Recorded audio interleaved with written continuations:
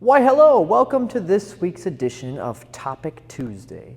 Last week during Topic Tuesday, some people got some amazing stuff done. One person practiced with nunchaku. Another ate their lunch. Whatever it is, know that what you're doing will be made better if you listen to Topic Tuesday. And don't forget to be a contributor. Drop your question in the comments below and I'll address it on next week's Topic Tuesday. I print them out on this paper and I read them. We have a discussion. It's great. I forgot to ask for contributions last week, so I only have one this week. My bad. But let's go through it. This person, JV, Kanu fan, who's written in before, actually left this comment on my most recent technique video, which is 3 deadly Taekwondo hand techniques. You should check that out. The comment says, "Oh man, you preempted my next Topic Tuesday question," which was going to ask why there are so few spinning kicks in Poomsae. All right. Well, hey, let's do it. Let's do it today. Why are there so few spinning kicks in Poomsae?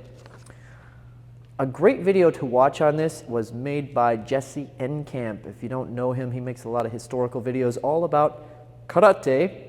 And if you don't know yet, I'm sure you do at this point if you're a regular viewer here. Karate is the sort of ancestral martial art of Taekwondo. Taekwondo has been repackaged, but it all started with karate. Now, if we go back to Taekwondo's grandpa, Okinawan karate, there weren't really a whole lot of kicks at all. You saw front kicks, some low side kicks. Maybe you'd see a crescent kick inside of the kata, but it was usually interpreted as like a low leg strike. So a lot of hand techniques, locks and throws, and very little kicking. It was a close range system, so not a lot of room for kicking. Where did the kicking come from then? Seems like it crops up somewhere around the 1920s when karate had moved from Okinawa over to Japan, and it was practiced widely by college students who, being young and aggressive men, wanted to compete with it. And so if you read like works by Don Draeger on this sort of transitional time, these kids were doing matches, point style karate matches, which they kind of based on the kendo format, swordsmanship. And that's why you see like this notion of the ippon, the one superbly executed technique that can win you your match, being so prominent, especially in early sport karate. It still exists today in some organizations. It's like just like the kendo scoring system. So within this context, the range went from a like self-defense close range to a dueling range. And when you're in a dueling range, of course, kicks can be extremely useful. So there was also a lot of cross-pollination going on between Europe and Asia. Japan was rapidly industrializing, modernizing, and they were pulling all sorts of things from the West, including advisors. And according to Jesse's video, the French military practiced savate, and a lot of their military advisors were working with the Japanese, and as a result, these kicking techniques from savate, which is kind of like French fencing with the legs, you could think of it that way. But the techniques are just like those found in Taekwondo, karate, kickboxing, right? All the kicks we think about. Those got pulled into karate right around that time, relatively recently. So I think what happened is when the Taekwondo founders were repackaging the forms, making their own Poomsae, they were still paying homage to the forms of karate, which were all, at least the widely practiced ones, made prior to the infusion of these new kicking techniques. They were there before karate was seen as some kind of dueling system, back when it was for defending oneself against villains and ruffians, to quote one of the old karate founders. Itosu's forms, the Pyongan forms, some of the most widely practiced karate forms, were created before all of these kicks were added. Now, interestingly, in the past decade or so, someone has added new forms to Taekwondo that feature a whole variety of spinning and jumping kicks. So no longer is this, in fact, true. But yes, traditionally speaking, you don't see those kicks in Taekwondo forms because they weren't in the old karate forms. And my guess is the founders wanted their art to look like something that was historically, how shall I say this? There's a sort of emphasis on mimicking the historical roots that Taekwondo came out of. Hopefully that makes sense. And another topic, since I only have one written in, you know, I was listening to Ramsey Dewey the other day. Check out Ramsey Dewey's channel if you haven't. I like the guy a lot. He has some good content. I think it's just called Ramsey Dewey, and he posts all kinds of stuff on YouTube. But he had one that was kind of funny because I had just done a Topic Tuesday on the very same subject and said exactly the opposite thing that he does, and I don't normally disagree with him.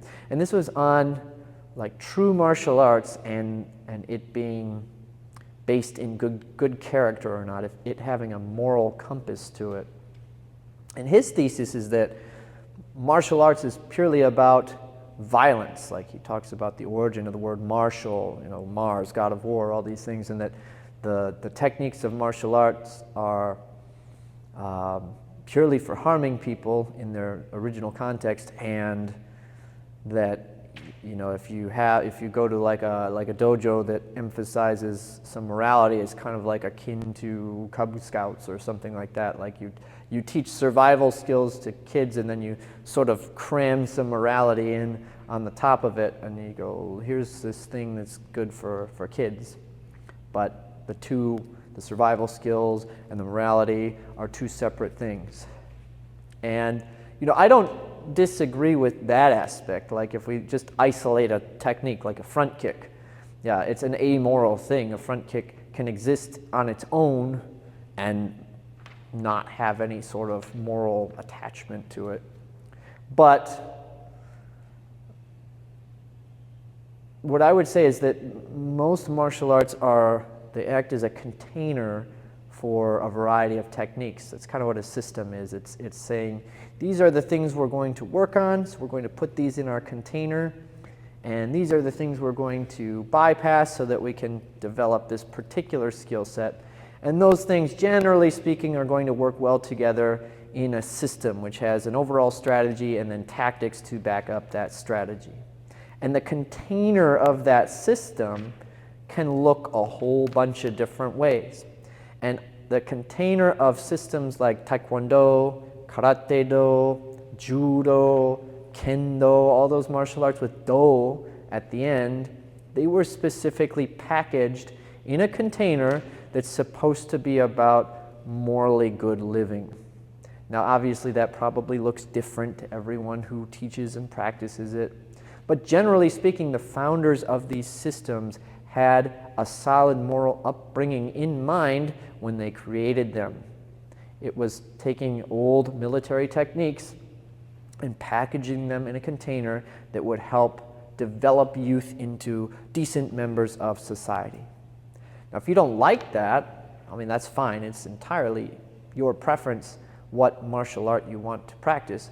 But I don't think it's disingenuous to say that if you practice something like Taekwondo, there is inherent morality attached to it because it's part of the container, you know, of all these different techniques. It's packaged in a moral system. We have the tenets of Taekwondo: courtesy, integrity, perseverance, self-control, indomitable spirit, along with a whole variety of other things that we quote regularly. It's part of Taekwondo's container.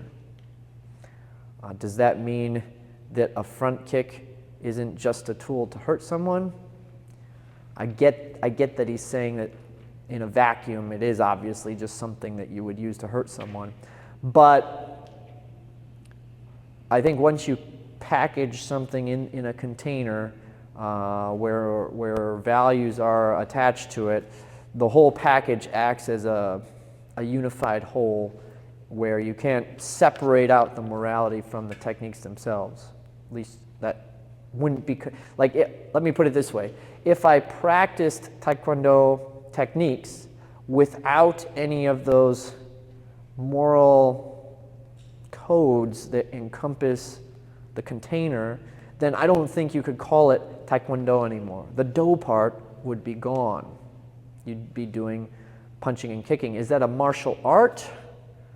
Yes. I guess the question I would ask Ramsey is, are these martial arts with do on the end of their name martial arts or not?